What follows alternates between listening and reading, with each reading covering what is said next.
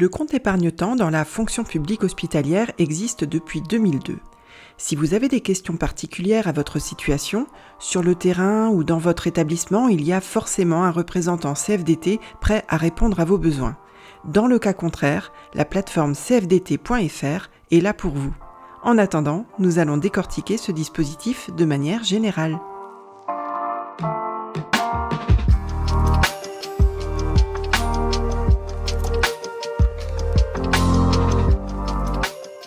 Le compte épargne-temps, appelé CET, vous permet d'épargner des jours de congé, des heures et des RTT. Il ne peut en aucun cas vous être imposé, mais si vous souhaitez son ouverture, c'est à vous d'en faire la demande auprès de votre administration, qui vous informera chaque année de vos droits épargnés et consommés. Les professionnels qui peuvent bénéficier d'un CET sont les fonctionnaires titulaires et les contractuels ayant au moins 1 an d'ancienneté et employés de manière continue.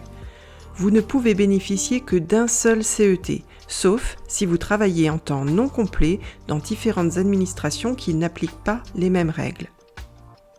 Attention, les fonctionnaires stagiaires ne peuvent pas ouvrir de CET.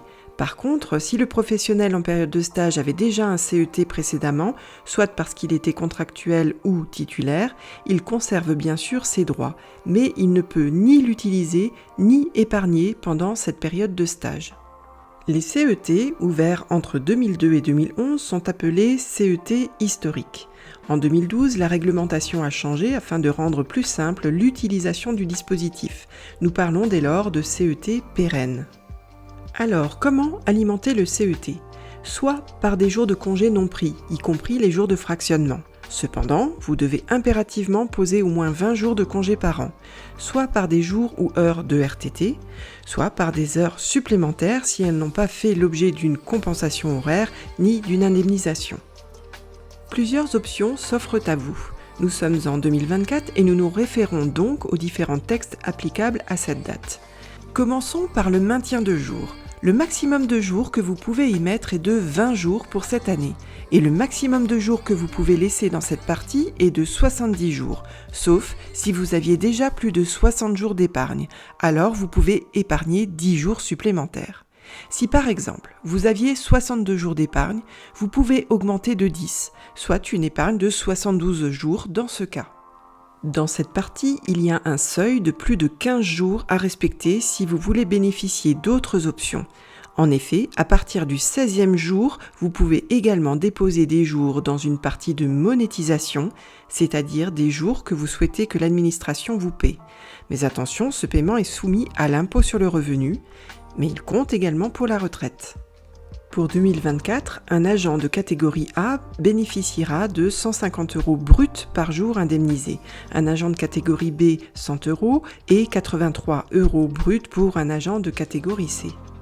La dernière option est uniquement réservée aux titulaires. Il s'agit de transformer vos jours en points de retraite additionnels de la fonction publique.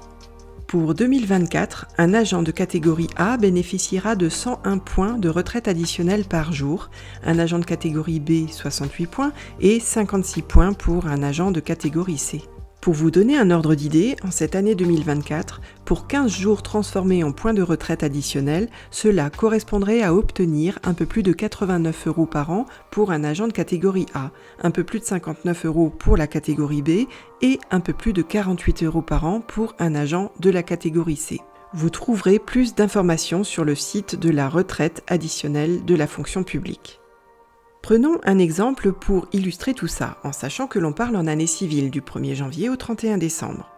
Mais avant de continuer, je vous invite à vous abonner à cette chaîne et à liker si cette vidéo vous est utile. Cela permettra à d'autres de la découvrir plus facilement. Voici donc mon exemple. Vous avez posé vos 20 jours de congé annuel. Avec les jours fractionnés, vous auriez pu poser encore 8 jours, 5 jours de congé annuel et 3 jours de fractionnement.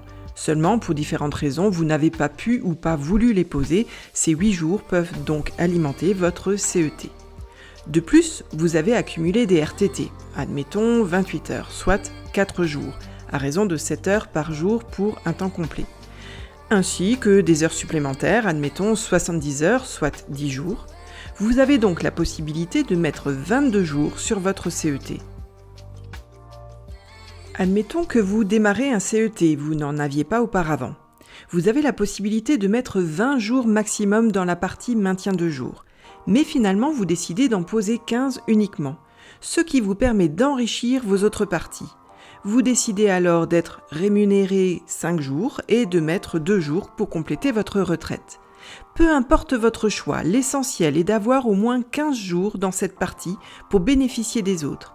Si le nombre de jours épargnés est inférieur ou égal à 15 jours, alors vous ne pouvez pas bénéficier des autres options et vous ne pourrez utiliser vos jours que sous la forme de congés.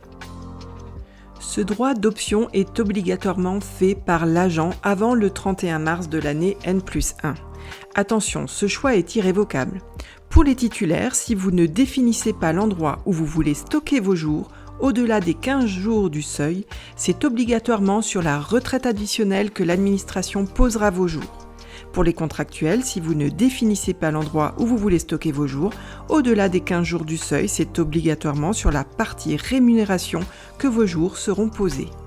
Si vous décidez de bénéficier des jours inscrits sur votre CET pour augmenter le nombre de jours de congé annuel, vous devez en faire la demande auprès de votre supérieur hiérarchique. Ces jours, qui peuvent être pris en une fois ou fractionnés, sont conditionnés aux nécessités de service, mais tout refus doit être motivé. Par contre, si vous prenez vos jours à l'issue d'un congé de maternité ou d'adoption, de paternité, d'accueil de l'enfant, de proche aidant ou de solidarité familiale, l'administration ne peut pas vous les refuser. Si vous changez d'employeur, vous conservez votre CET avec vos jours épargnés. En cas de changement d'établissement, c'est l'établissement d'accueil qui en aura la gestion. Si vous quittez définitivement la fonction publique hospitalière, vous devez impérativement solder votre CET avant votre départ, sinon les jours sont perdus. En cas de décès, ce sont vos ayants droit qui bénéficieront de l'indemnisation des jours épargnés. Mieux articuler ces temps de vie personnelle et professionnelle constitue l'une des préoccupations majeures des professionnels. Le CET peut en être un outil, sans toutefois en abuser, car n'oublions pas la nécessité de se reposer. Prendre soin des autres, c'est avant tout prendre soin de soi.